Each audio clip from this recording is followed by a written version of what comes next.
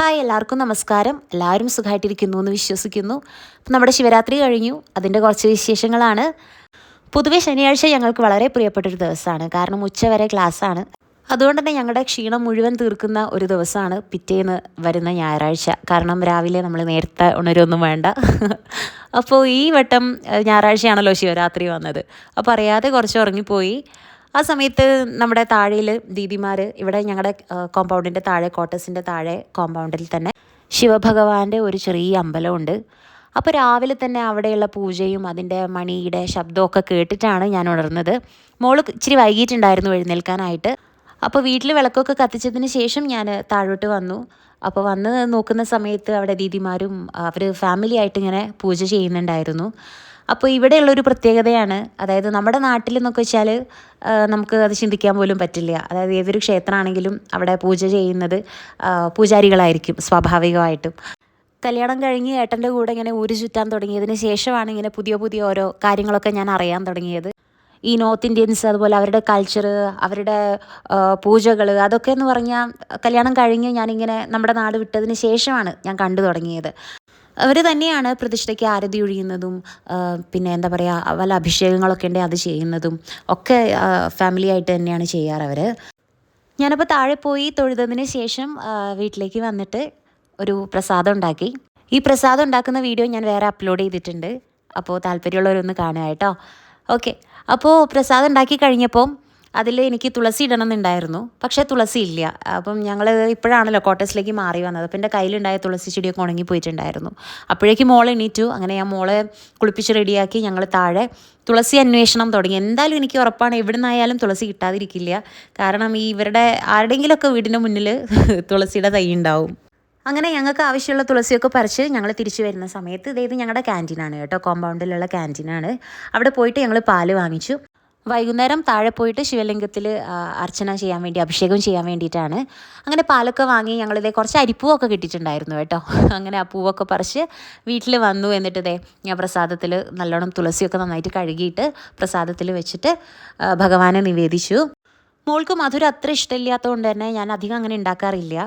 അപ്പോൾ കുറേ നാളിന് ശേഷമാണ് ഞാൻ വീണ്ടും ഒരു പ്രസാദം ഉണ്ടാക്കിയത് അത്യാവശ്യം മധുരത്തിൽ. അപ്പോൾ എനിക്കൊരുപാട് ഇഷ്ടമായി.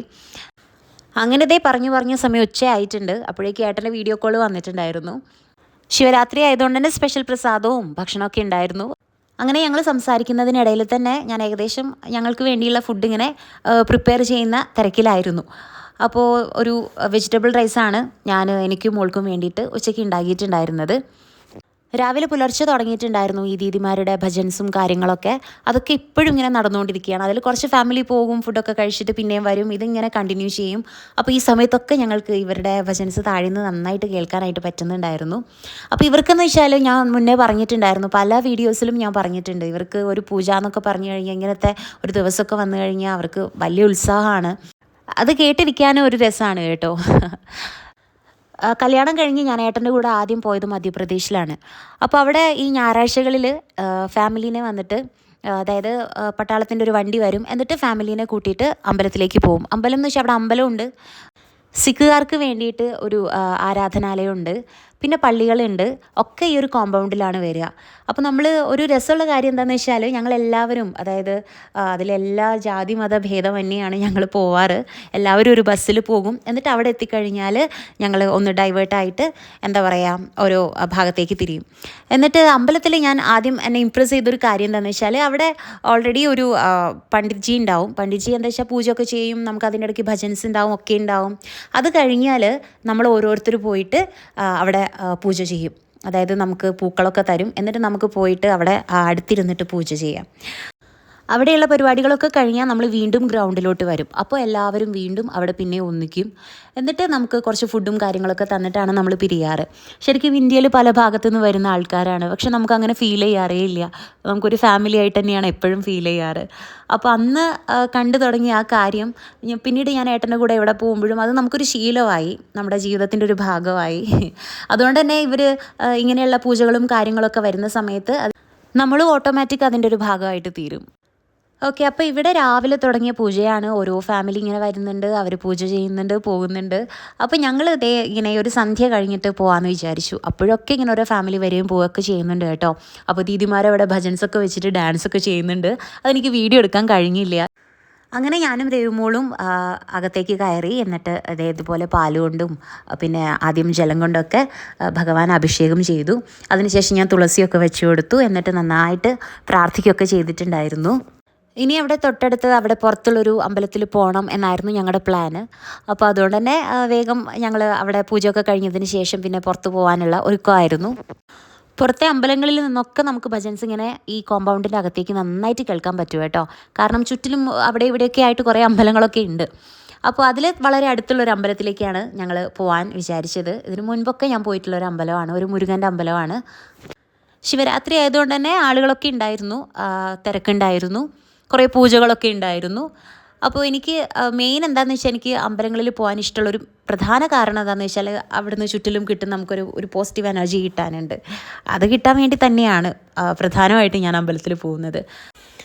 ഈ അമ്പലത്തിൽ അതുപോലെ ഒരു പ്രത്യേകതയുണ്ട്. മനസ്സിനും ഒക്കെ നമുക്ക് സമാധാനം തരുന്ന ഒരു സ്പെഷ്യലായിട്ടുള്ളൊരു കാര്യം എന്താണെന്ന് വെച്ചാൽ പൂജ കഴിഞ്ഞ് അതിനുശേഷം ഈ വാദ്യോപകരണങ്ങളൊക്കെ വെച്ചിട്ട് ഒരു സംഗീതാർച്ചന ഉണ്ടാവും. അത് കേൾക്കാൻ എനിക്ക് ഭയങ്കര ഇഷ്ടമാണ്, ഒരുപാട് ഇഷ്ടമാണ്. ഞാൻ എപ്പോഴൊക്കെ ഇവിടെ വന്നിട്ടുണ്ടോ അപ്പോഴൊക്കെ അധികവും പൂജയുള്ള എന്തെങ്കിലും ഒരു വിശേഷ ദിവസമായിരിക്കും. അതുകൊണ്ട് തന്നെ ഇത് കേൾക്കാറുമുണ്ട്, കേട്ടിരിക്കാറുമുണ്ട്. ഇത് ആ ക്ഷേത്രത്തോട് തന്നെ ചേർന്നിട്ടുള്ളൊരു ഭാഗമാണ്. അപ്പോൾ ശിവരാത്രി ആയതുകൊണ്ട് തന്നെ ഒത്തിരി പേര് വന്നിട്ട് അഭിഷേകം ചെയ്യുന്നുണ്ട്. അതായത് അവർക്ക് ഇഷ്ടമുള്ള സാധനങ്ങൾ കൊണ്ടുവരാം, എന്നിട്ട് അഭിഷേകം ചെയ്യാം. അപ്പോൾ ചിലവർ തൈരും പാലും നെയ്യും ഒക്കെ കൊണ്ടുവന്നിട്ട് ഇങ്ങനെ അഭിഷേകം ചെയ്യുന്നുണ്ട്. അതില്ലാത്തവർക്ക് വെച്ചാൽ അവിടെ നമുക്ക് വെള്ളം തരും, വെള്ളം കൊണ്ടും നമുക്ക് അഭിഷേകം ചെയ്യാം. അങ്ങനെ ഞാനും മോളും അവിടെ വെള്ളമൊക്കെ കൊണ്ട് അഭിഷേകമൊക്കെ ചെയ്തു. അവിടുന്ന് ആരതിയൊക്കെ ഒഴിഞ്ഞ് നമുക്ക് ഭസ്മമൊക്കെ തന്നു.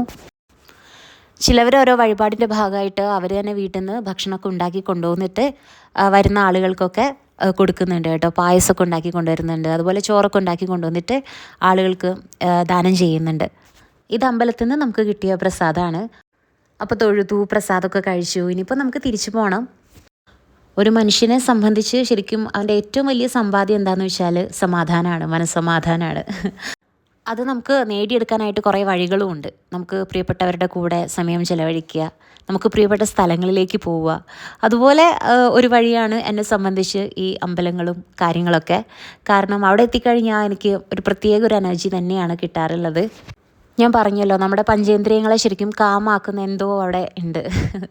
ഇപ്പോൾ നമുക്ക് അവിടെ നിന്ന് കേൾക്കുന്ന മണിയുടെ ശബ്ദമാണെങ്കിലും ശംഖിൻ്റെ ശബ്ദമാണെങ്കിലും ഈ പറഞ്ഞ വാദ്യോപകരണങ്ങളുടെ ശബ്ദമാണെങ്കിലും അതുപോലെ ചന്ദനത്തിൻ്റെ സ്മെല്ല്, പൂക്കളുടെ സ്മെല്ല്, പിന്നെ അവിടുന്ന് ചെറിയൊരു കാറ്റുണ്ടായിരുന്നു. ആ കാറ്റ് നമ്മുടെ തൊട്ട് തലോടി ഇങ്ങനെ പോവുക.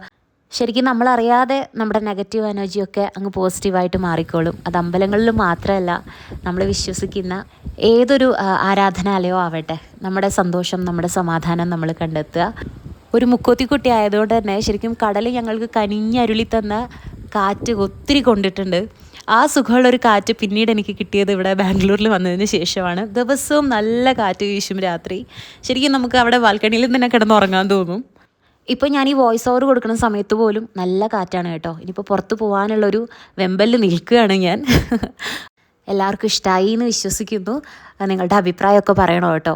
അപ്പോൾ നമുക്ക് പുതിയ വിശേഷങ്ങളുമായിട്ട് വീണ്ടും കാണാം. ബൈ.